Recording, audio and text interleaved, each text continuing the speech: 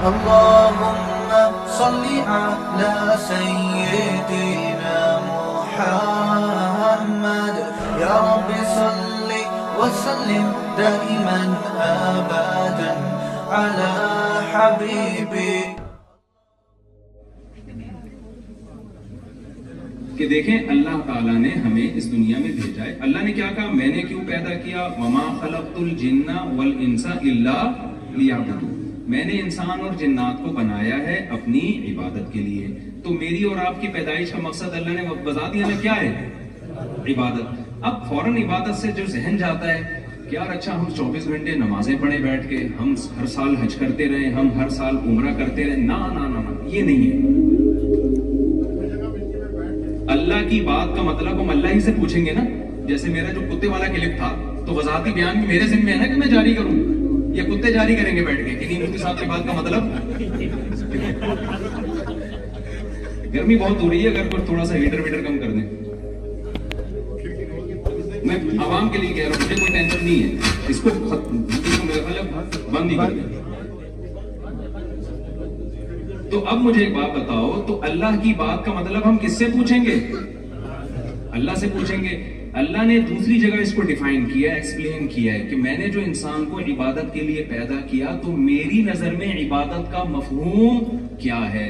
وہ اللہ نے یہ مفہوم بیان کیا، الذی خلق الموت والحیات لیبلوکم ایکم احسن عملا.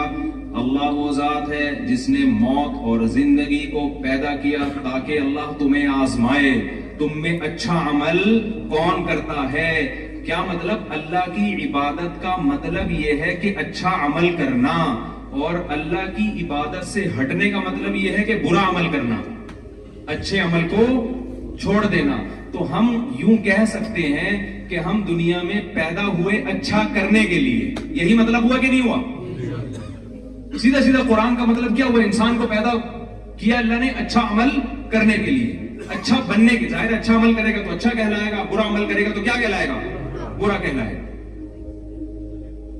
تو یہ جتنے بھی یہاں جرمنی میں جو آئے ہوئے ہیں نا لوگ، ان کو اپنے کھوپڑی میں یہ بات بٹھا لینی چاہیے کہ ہم جرمنی جس مقصد کے لیے آئے اس مقصد کو بھی فوکس کریں.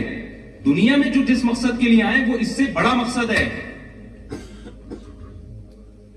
دیکھو جرمنی سے آپ نے ہو سکتا ہے یہیں جب تک آپ زندہ ہیں یہیں رہیں، لیکن دنیا میں، اور یہ بھی ہو سکتا ہے کہ یہاں سے موو کر جائیں آپ، لیکن دنیا سے آپ کو لازمی موو کر کے قبر کی طرف جانا ہے. یہ ناممکن ہے. آپ کامیاب ہو جائیں ناکام ہو جائیں، یہاں سے آپ نے جانا ہے. اللہ نے چھوڑنا نہیں یہاں کسی کو. تو ہماری نظر میں زیادہ امپورٹنٹ کس چیز کی اہمیت کس چیز کی ہونی چاہیے؟ جو زیادہ امپورٹنس ہے وہ اس کی ہونی چاہیے کہ ہم دنیا میں کیوں آئے. تو جرمنی آپ نے اس آخرت والے ہدف کو سامنے رکھ کے ٹائم گزارنا ہے. آپ نے اس ہدف میں آپ کے تبدیلی نہ آئے. اور کمال کی بات یہ کہ اسلام نے ہم پر بہت بڑا احسان یہ کیا ہے کہ اسلام نے ہمیں اچھا بننے کے لیے دنیا چھڑانے کا حکم نہیں دیا، بلکہ چھڑانے پر پابندی لگا دی ہے. یہ تو اور مزے کی بات ہو گئی کہ نہیں ہو گئی؟ دیکھو ایک ڈاکٹر آپ سے کہتا ہے، دو قسم کے ڈاکٹر مارکیٹ میں پائے جاتے ہیں. پاکستان کی بات کر رہا ہوں، یہاں مجھے نہیں پتا. ایک ڈاکٹر کہتا ہے کہ آپ کی صحت اسی وقت اچھی ہوگی جب آپ کھانا پینا چھوڑ دیں. دوسرا ڈاکٹر کہتا ہے دبا کے چھوڑیں، آپ کمزور ہیں، آپ کو گوشت کی بھی ضرورت ہے، انڈے پراٹھوں کی بھی ضرورت ہے، آپ کو بریانی کی بھی ضرورت ہے، آپ کو برگر کی بھی ضرورت ہے، چپلی کباب بھی آپ کو چاہیے، کوفتے بھی آپ کو چاہیے. تو بتاؤ کون سے ڈاکٹر کی بات اچھی لگے گی؟ ہے بھائی؟ کوئی بدعتی مولانا صاحب تھے نا، ان کو ہر وقت کھانے پینے کا شوق تھا.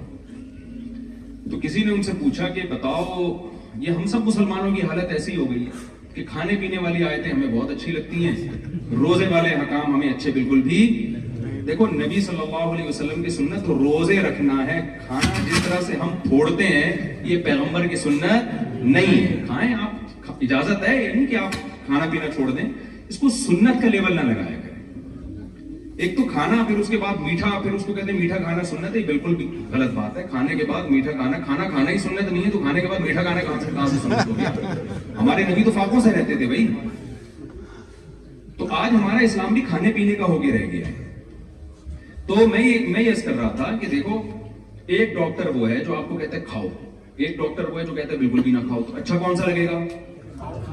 کھانے والا ظاہر اچھا لگے گا.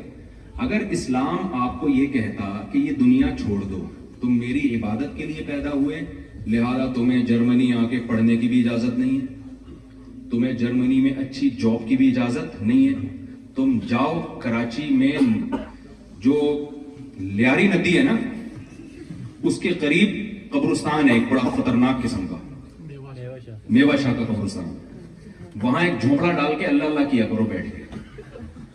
اگر یہ اسلام کا آرڈر ہوتا تو ہم کہتے یار اسلام پہ چلنا بہت مشکل ہے, اس زمانے میں نہیں چل سکتے بھائی, نسلیں ختم ہو جائیں گی اس طریقے سے. تو اسلام نے خاندانی کام کیا. یہ کیوں کیا پہلے میں یہ بتا دوں. اسلام کا یہ دعویٰ ہے فطرت اللہ التی فطر الناس علیہا, اللہ کہتے ہیں یہ اسلام انسانوں کی وہ نیچر ہے جس نیچر پہ میں نے انسانوں کو پیدا کیا. بتاؤ نیچر پہ چلنے میں مزہ ہے یا نیچر سے بغاوت میں مزہ ہے؟ چلنے میں, بغاوت میں تو پاگل ہو جاتا ہے آدمی. دیکھو ریلیکس ہونے کے لیے نا, آپ ٹینشن سے تھک گئے ہو, پریشان ہو گئے ہو جاگ کے, تو نیچرل طریقہ دماغ کی تھکاوٹ کو دور کرنے کا کیا ہے کہ سو جائے آدمی. یہ نیچرل ہے نا, اس کے سائیڈ ایفیکٹ ہیں. کبھی دیکھا آپ نے یہ آدمی چونکہ ڈیلی پابندی سے سوتا ہے لہذا اس کا دماغ خراب ہو گیا ہے, پاگل ہو گیا ہے, کبھی دیکھا آپ نے؟ لیکن جو نیچرل طریقہ نہیں ہے وہ کیا ہے, نشہ کرنا شروع کر دو. جب آپ کو دماغی تھکاوٹ ہو رہی ہے, پریشانی ہو رہی ہے, تو آپ جاگنے کے لیے چرس پینا شروع کر دو. بتاؤ مجھے نشے والے لوگ سکون میں ہوتے ہیں یا جو نشے سے بچتے ہیں وہ سکون میں ہوتے ہیں؟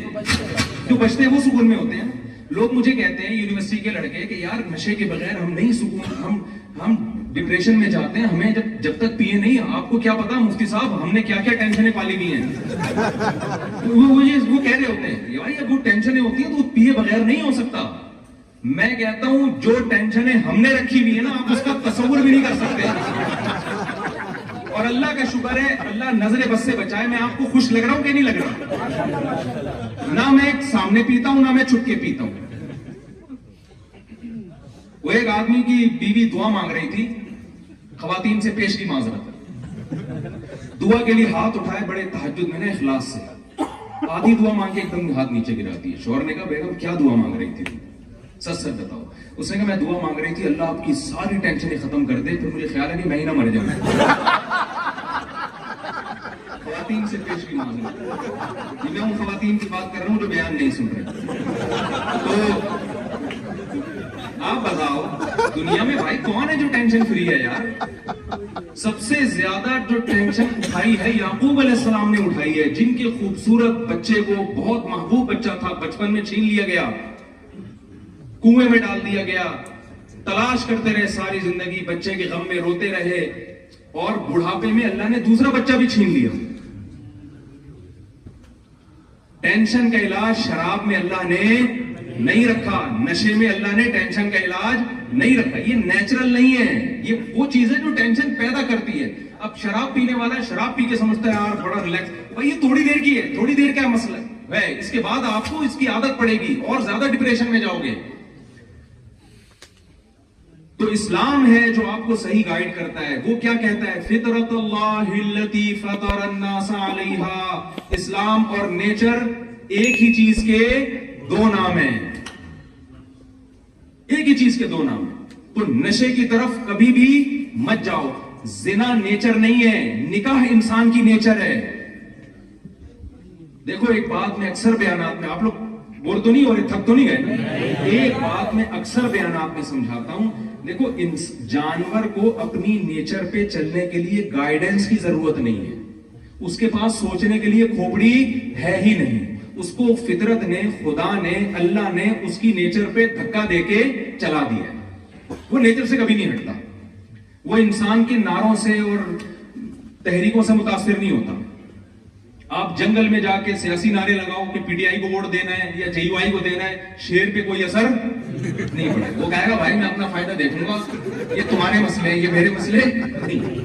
وہ کہے گا مجھے کھانا چاہیے, مجھے ایک عدد ہرن چاہیے, مجھے بکری چاہیے, یہ کھانا چاہیے مجھے, اور جو مجھے کتنے پروٹین چاہیے اس کے لیے مجھے ڈاکٹر سے پوچھنے کی بھی ضرورت نہیں. ہمارے یہاں تو ڈبوں پہ لکھا ہوتا ہے نا اتنی کیلوریز ہیں, یہاں لکھا ہوتا ہے, وہاں نہیں لکھا ہوتا. وہاں ہمارے ہاں جو کیلوریز کا حساب کتاب ہے وہ سب کی سیٹنگ آؤٹ ہوئی بھی ہے. اچھا ایک اور میں بات کر دوں, بہت سے لوگ میرا دمبے میں چربی والا بیان لوگوں نے سنا ہوا ہے, آواز نہیں جا رہی اوپر. بہت سارے ساتھی باہر کھڑے ہیں, ان سے درخواست ہے کہ اوپر چلے جائیں, اوپر چلے جائیں, برائے مہربانی باہر کھڑے نہ ہو, اوپر کی طرف چلے جائیں, اوپر کی طرف چلے جائیں, باہر کافی سارے ساتھی ہیں. دیکھیں باہر کھڑے نہ ہو, آپ لوگ مجھ پہ پابندیاں نہ لگوائیں کائنڈلی. یہ غیر قانونی ہے باہر اس طرح اکٹھے ہونا, تو جو جگہ بنائی گئی ہے نا وہیں چلے جائیں, ٹھیک ہے نا, کوئی ایسا غیر قانونی کام نہ کرے.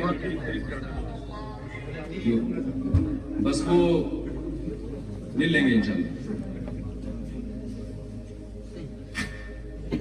اچھا میں کیا بات کر رہا تھا, یہ جو دمبے کی چربی کا میرا بیان ہے نا, چربی کھانی چاہیے, یہ بیان بالکل صحیح ہے, لیکن ہمیشہ لوگ آدھی بات لیتے ہیں آدھی چھوڑ دیتے ہیں. جب کام دمبے کی چربی کھانے والا کرو اور دمبے کھانے والا خوراک جب دمبے کی ہوگی نا, تو کام بھی کیسے ہوں گے, گوشت خوروں جیسے ہوں گے. اب کتنے لوگ ہیں جو چربیاں پھوڑنا شروع کر دی میرے بیان سن کے, اور نہ ایکسرسائز ہے, نہ واکنگ ہے, نہ جاگنگ ہے, وہ پھر بیمار ہوں گے, تو آپ تو مر جاؤ گے پھر اس طریقے سے. ایک صاحب کو اٹیک ہوا کچھ دن پہلے, وہ چربی پھوڑ کے نا, تو پھر میرا بیان بول گیا کہ یار میں اس بندے کو ملے تو میں پکڑوں. تو بھائی ہم نے پوری بات یہ تھوڑی ہے, تو کام بھی پھر گوشت خوروں جیسے ہو نا.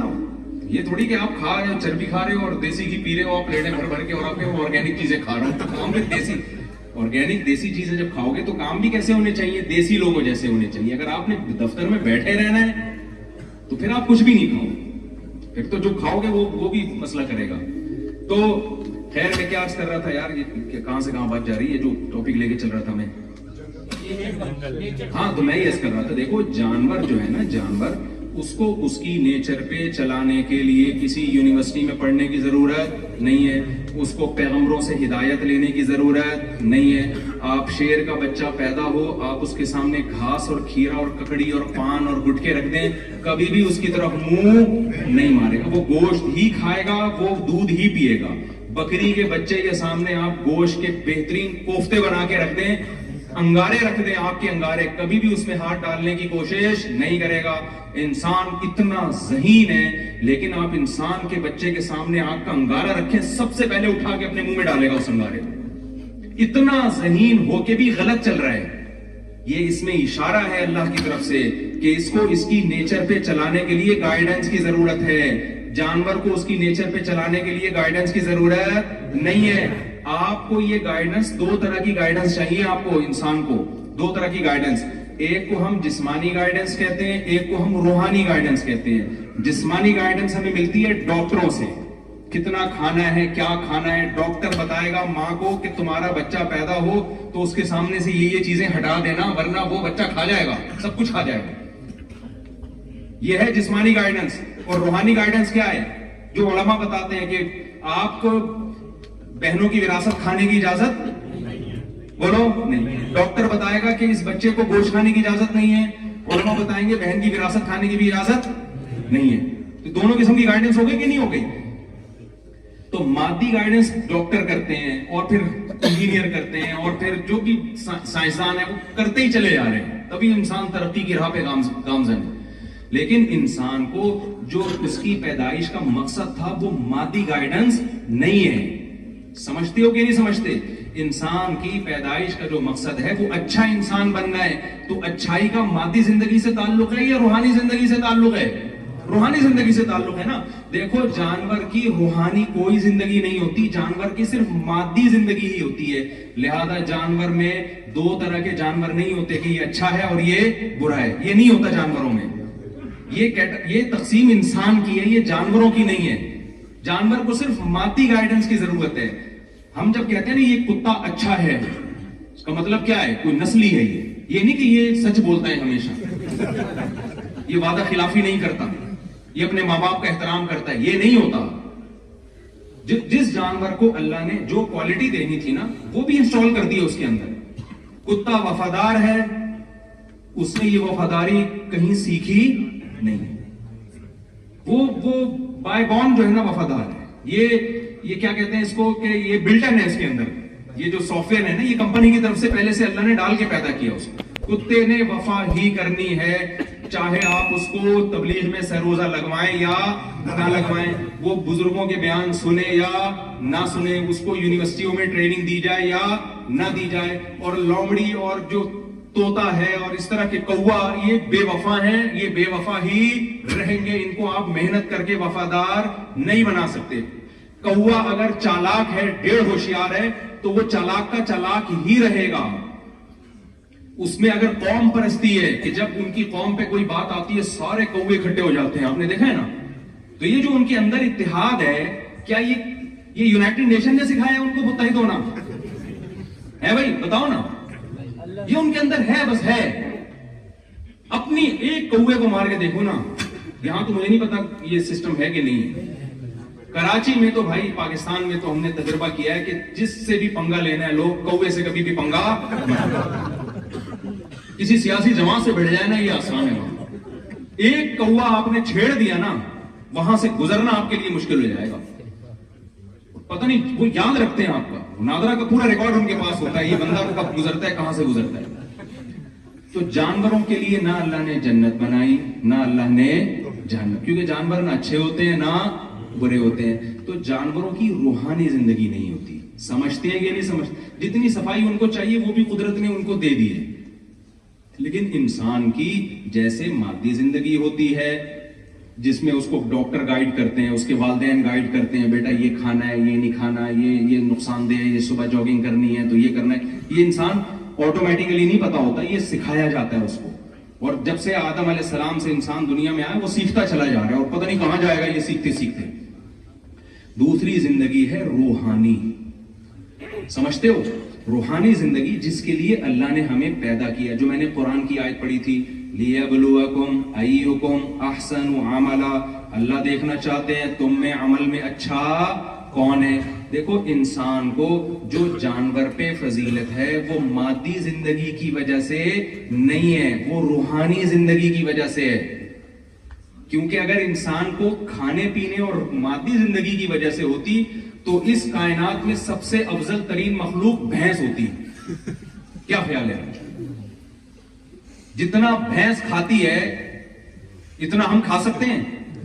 مولانا قاسم نانوتوی رحمۃ اللہ علیہ کا ایک مشہور مناظرہ ہے, ان کا یا ان کے کسی استاذ کا, کہ غیر مسلم سے ان کا مناظرہ ہوا. عیسائی تھا یا پتہ نہیں کوئی ہندو تھا, واللہ عالم, مجھے یاد نہیں رہا بھی پورا واقعہ. مقابلہ یہ ہوا کہ جی جو زیادہ کھا لے گا نا, پتہ نہیں کوئی ایک پوری دیگ رکھی ہوئی تھی کہ جو یہ کھائے گا تو اس کا مطلب اس کا دین سچا ہے. اب ظاہر ایک نارمل آدمی تو نہیں کھا سکتا نا, تو اس نے کہا یہ میرا گویا معجزہ ہو جائے گا کہ میں پوری دیگ کھا گیا اور مرا نہیں, تو یہ اس کی علامت ہے خدا کس کے ساتھ ہے, میرے ساتھ. تو مولانا قاسم نانوتوی رحمۃ اللہ علیہ بیچارے پریشان ہو گئے, یار یہ دیگ کھا سکتا ہے. تو وہ سوچتے رہے, سوچنے کے بعد انہوں نے کہا دیکھو, دیگیں کھانا جو ہے نا یہ کسی کے برحق ہونے کی علامت نہیں ہے, یہ تو کٹے اور بھینسیں کھا جاتی ہیں.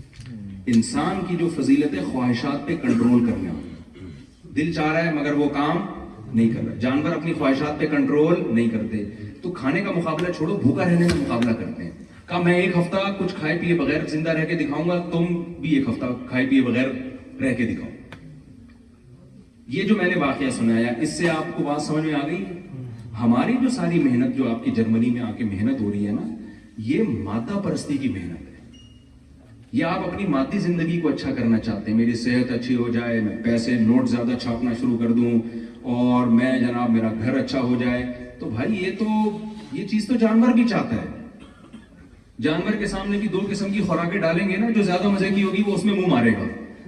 جتنی اللہ نے اس کو عقل دی ہے, خواہشات کی پیروی جانور بھی اسی حساب سے کرتا ہے. اس میں انسان میں اور جانوروں میں کوئی فرق نہیں ہے. تبھی جو لوگ اچھا بننے کی کوشش نہیں کرتے, اللہ نے ان کے بارے میں فرمایا اولئک کالانعام بل هم اضل, یہ لوگ جانوروں کی طرح ہیں بلکہ اس سے بھی زیادہ بدتر ہیں. ایک بڑی مسٹیک انسان سے یہ ہوتی ہے کہ وہ گیٹ اپ دیکھ کے فیصلہ کرتا ہے کہ یہ اچھا ہے اور یہ برا. آپ بتاؤ, دنیا میں بڑے بڑے ڈاکو اور چور ہیں, گیٹ اپ کتنا اچھا ہوتا ہے ان کا, کتنا اچھا گیٹ اپ. مجھے پتا ہے آپ کیوں ہنسے, آپ سب کا دماغ ایک ہی طرف جا رہا ہے, سب کا دماغ ایک ہی طرف جا رہا ہے. تو دنیا میں بڑے بڑے چور اور ڈاکو ہوتے ہیں, گیٹ اپ کتنا اچھا ہوتا ہے, نہا دھو کے شیمپو لگا کے اور وہ خوشبو چھڑک کے نکلتے ہیں. یہ سارے ہمارے نوجوانوں کے دماغوں میں نا یہ جراثیم ہے جن کو نکالنے کی ضرورت ہے. میں اکثر لوگوں کو مثال دیتا ہوں, دیکھو there are 2 types of chores. میری اسی طرح کی گلابی انگلش ہے, آپ کو برداشت کرنی پڑے گی. چوروں کی, کیونکہ اسکول میں ہم اسی طرح پڑھتے تھے نا, there are 2 types of فلاں, there are 2, تو اسکول کا سسٹم طریقہ تو یہی ہے کہ چیز سمجھانے کا. تو چوروں کی کتنی قسمیں ہیں؟ 2 قسمیں. ایک وہ چور ہوتا ہے جو چوری بہت چھوٹی درجے کی کرتا ہے, جرم اس کا بہت ہلکا ہوتا ہے, لیکن معاشرے میں ذلیل وہ بہت زیادہ, لوگ اس کو کہتے ہیں برا آدمی ہے. ایک وہ چور ہوتا ہے جس نے بڑی خاندانی قسم کی چوری کی ہوتی ہے اور 3 پیس سوٹ ٹائی میں گھومتا ہے, جہاں جاتا ہے لوگ چاہتے ہیں اس کے ساتھ ہماری سیلفی.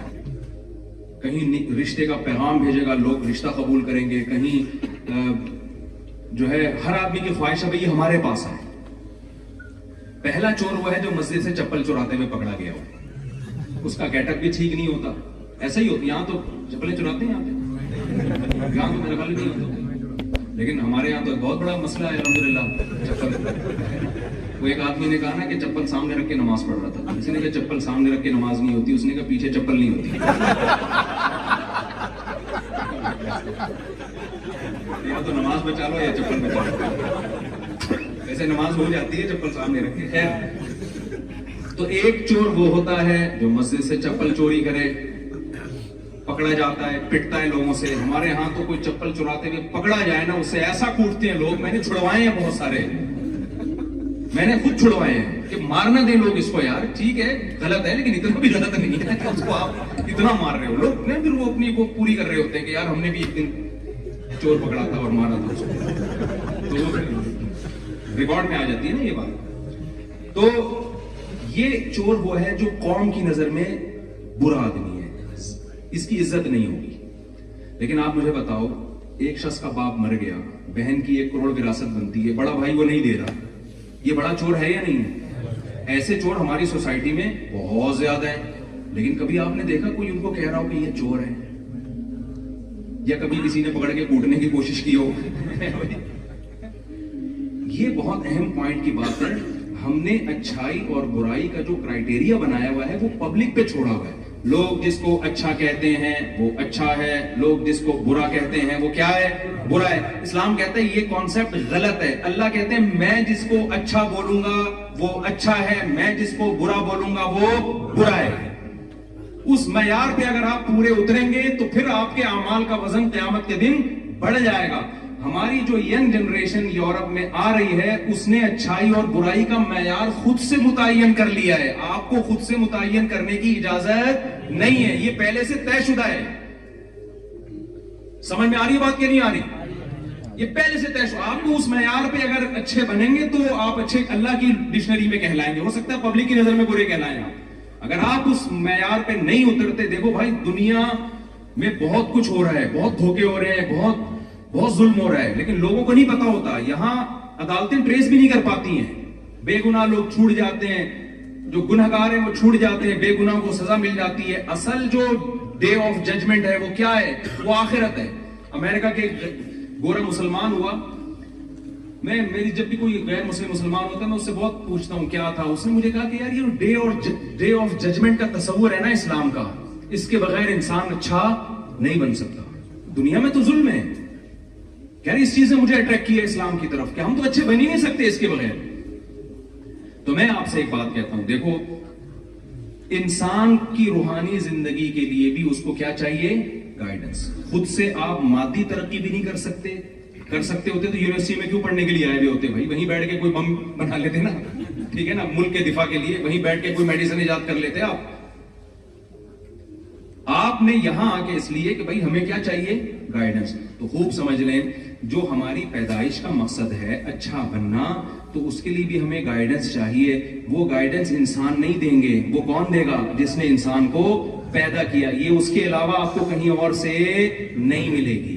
تو وہ گائیڈنس ہے قرآن کی شکل میں. ہم قرآن کو کیوں مانتے ہیں؟ وجہ اس کی ہے کہ ہمارے پاس اللہ کی ہدایات کو سمجھنے کے لیے, جاننے کے لیے قرآن کے علاوہ کوئی آپشن ہے ہی نہیں. کوئی ہے ہی نہیں, تو ہم کہاں سے پتہ چلے گا کہ ہمیں کہ خدا کیا کہتا ہے؟ اللہ نے کسی اور کو پنپنے ہی نہیں دیا ہے.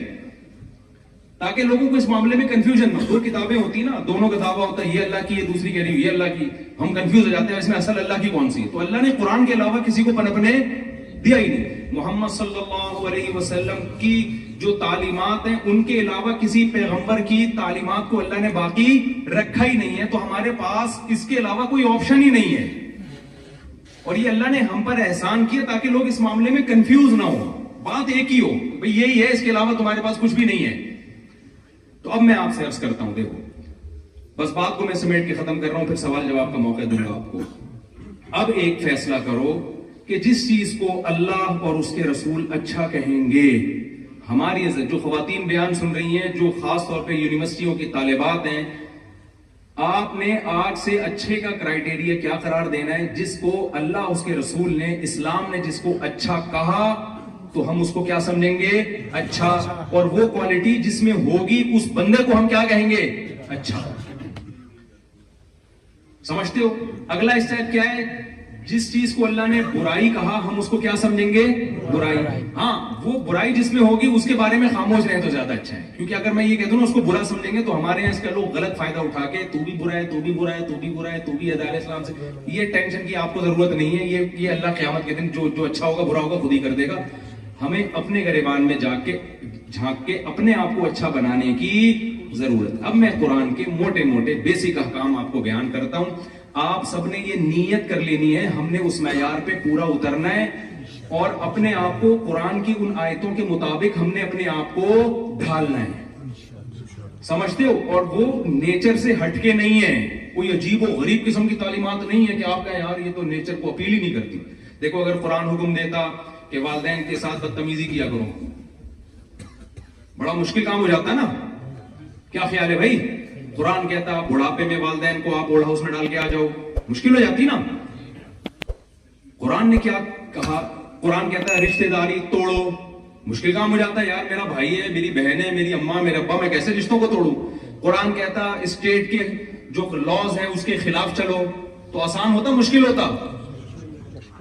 کیا زبردست دین اللہ نے دیا. اللہ نے کہا فطرت اللہ التی فطر الناس علیہا, جو تمہاری نیچر ہے میں اسی پہ دھکا دینا چاہتا ہوں, تمہیں اسی پہ چلو. اور نیچر کیا ہے؟ نیچر یہ ہے جھوٹ مت بولو. کیا بولو پھر بھائی؟ سچ بولو. ہم کہتے ہیں نہیں, جب تک طبیعت سے دو نمبر ہی نہیں ہونا, باتوں کو گھمایا نہ جائے, اس وقت تک ہم سوسائٹی میں سروائیو کر نہیں سکتے. جھوٹ بول کر وقتی فائدہ اٹھایا جا سکتا ہے. جیسے ہیروئن اور چرس پی کے تھوڑی دیر کے لیے انسان ریلیکس ہو جاتا ہے اور وہ بیوقوف سمجھتا ہے کہ میری ٹینشن ختم ہو گئی. اسے پتا نہیں ہے کہ تو نے ٹینشن کی دنیا میں اپنے آپ کو ہمیشہ کے لیے دھکیل دیا ہے. وہ جرمنی ہے نا, تو یہاں کا ایک واقعہ ہے کہ ہمارے میرے شاگرد یہاں پڑھ کر گیا, تو مجھے کہہ رہا تھا کہ میں نے پنجاب کی نا کوئی ویڈیو دکھائی, اس میں شادی میں وہ لوگ ناچ رہے ہیں. کوئی شادی تھی, وہ بھنگڑا ڈال رہے ہوتے ہیں نا لوگ, تو ناچ رہے ہیں. تو اس گورے نے کہا کہ یار یہ لوگ پیتے پیے ہوئے بھی ہیں؟ اس نے کہا نہیں پیے ہوئے نہیں, بغیر پیے ناچ رہے ہیں. اب اتنے تو ہم ماڈرن نہیں ہوئے نا. تو وہ گورے نے کہا یار یہ بغیر پیے اتنے خوش کیسے ہیں؟ یہ بغیر پیے, شراب پیے بغیر اتنے خوش کے شادی میں ناچ رہے ہیں, تو یہ کیسے ہیں یار؟ اس کو بڑا تعجب ہو رہا تھا کہ شراب پیے بغیر بھی یہ خوش رہ سکتے ہیں. تو میں نے اس سے کہا جب دوبارہ جرمنی جانا ہو نا تو میں خود آ گیا. تو گورے کو بتائیں کہ بہت سے لوگ ہمارے ایسے بھی ہیں جو بغیر ناچے بھی خوش ہیں. یہ جو پنجاب کا انہوں نے جس کلچر کو دکھایا, ان کو خوش رہنے کے لیے کم از کم ناچنا ضروری تھا. پینے تک کی اسٹیج تک یہ ابھی بولو نہیں پہنچے. اتنا نہیں کہ پینا پلانا شروع کر دیں, ناچنے کی حد تک. لیکن ہماری سوسائٹی میں بہت سے ایسے بھی ہیں جو ناچے بغیر بھی کیا ہیں, خوش ہیں. وجہ کیا ہے؟ جب آپ نیچر پہ چلو گے, فطرت پہ چلو گے, آپ ٹینشن میں نہیں آؤ گے. تو جھوٹ بولنا یہ نیچر کے خلاف ہے, سچ بولنا یہ نیچر کا تقاضا ہے. سچ بول کے ایک دفعہ ٹینشن ہوتی ہے, ہمیشہ کی ٹینشن ختم ہوتی ہے. جھوٹ بول کر ٹینشنوں کی دنیا میں انسان ہمیشہ کے لیے داخل ہو جاتا ہے. اور آپ کو پتا ہے اسلام کی بیس کہاں سے شروع ہوتی ہے؟ عقیدہ توحید سے. توحید انسان کی نیچر ہے. شرک انسان کی نیچر نہیں ہے. بعض دفعہ انسان کسی کی عقیدت میں غلو کر کے وقتی طور پر اسے وہ اختیارات دے جائے تو خدائی اختیارات ہوتے ہیں. وہ سمجھتا ہے کہ میں محبت کر رہا ہوں اور اپنی ایک خواہش پوری کر رہا ہوتا ہے, لیکن وہ ایک ایسی دنیا میں قدم رکھتا ہے. قرآن نے اس کی مثال دی, ضرب اللہ مثلا رجلا فیہ شرکاء متشاکسون ورجلا سلما لرجل هل یستویان مثلا. اللہ کہتے ہیں بتاؤ جس کا ایک مالک ہو, ایک آقا ہو, وہ زیادہ خوش ہے یا جس کے ہزاروں آقا ہوں اور وہ آپس میں اختلاف بھی ہو ان کا, کون زیادہ اس میں مطمئن زندگی گزارے گا؟ ہم نے ہمیشہ یا اللہ مدد, بس مدد کس سے مانگنی ہے؟ کسی کے پاس کوئی اختیارات نہیں. یا ایھا الناس انتم الفقراء الی اللہ, اے لوگو تم سب کے سب فقیر ہو کس کے؟ اللہ. نہ کسی پیغمبر کو اللہ نے اختیارات دیے, نہ کسی فرشتے کو اللہ نے اختیارات دیے, نہ کسی بزرگ کو اللہ نے اختیارات دیے, نہ کسی قبر والے کو اللہ نے اختیارات دیے. ابھی تو جرمنی میں پاکستانی آ رہے ہیں, دیکھنا یہاں روحانی علاج والے بھی آئیں گے. آ گئے بس. روحانی علاج والوں کے پاس آپ کی ٹینشن کا علاج نہیں ہے, وہ ٹینشن بڑھائیں گے آپ کی. سارے مسئلوں کا حل کس کے پاس ہے؟ یعقوب علیہ السلام کا بیٹا گم ہو گیا, کتنی ٹینشن میں. کبھی دیکھا کسی روحانی والے سے رابطہ کیا ہو, یار کوئی ذائچہ نکالو میرا بچہ ہے کہاں؟ دیکھا کوئی؟ بھائی نہیں کچھ کر سکتے, اللہ سے ساری زندگی دعائیں. مسلمان کے پاس ٹینشن کا سب سے بہترین علاج کیا ہے؟ اپنی فائل جو ہے وہ اللہ کے دفتر میں جمع کرنا, پھر جو بھی ہوگا بہتر ہی ہوگا ہمارے لیے, چاہے ہمیں غلط ہوتا ہوا نظر آ رہا ہو. انا للہ و انا الیہ راجعون جو دعا ہمیں سکھائی گئی ہے, یہ ایسی ٹینشن کا بہترین علاج ہے. بھائی ہم اللہ کے غلام ہیں, اس کی مرضی ہمارے ساتھ جیسا چاہے سلوک کرے, اور لوٹ کے ہم نے اسی کی طرف جانا ہے. اس نے ہمیں بتایا ہوا ہے کہ جب بھی یہاں تک حدیث میں آتا ہے ایک کانٹا بھی اگر تمہیں چبھتا ہے وہ تکلیف بھی ضائع نہیں ہوگی, اس کے بدلے میں اللہ تمہیں اجر دے گا, اس کا تمہارا گناہ معاف ہوگا. حدیث میں آتا ہے کہ اللہ تعالیٰ مسلمان جو بھی ایمان والے لوگ ہیں ان کو مصیبتوں میں ڈالتا ہے, پھر ان کو صبر کی توفیق دیتا ہے. حتی لقی اللہ طاہرا مطہرا, جب اللہ سے ملے گا نا سارے نیٹ کلین ہو کے اللہ کے پاس جائے گا وہ.